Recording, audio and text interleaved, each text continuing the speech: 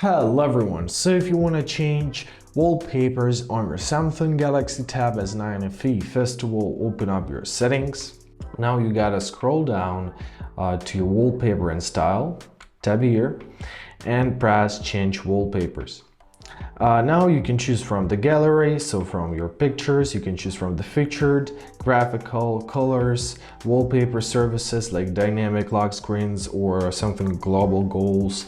However, for now, I'll choose one of the featured. For example, let's choose this one. So choose whether you want to apply it on your lock screen or on your home screen. So I'll choose both.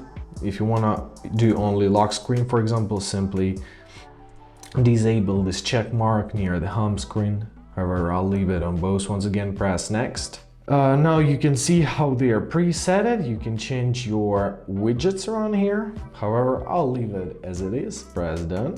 And basically that's it. We've got our new wallpapers applied. I hope this video is helpful. Thank you so much for watching and have a great day.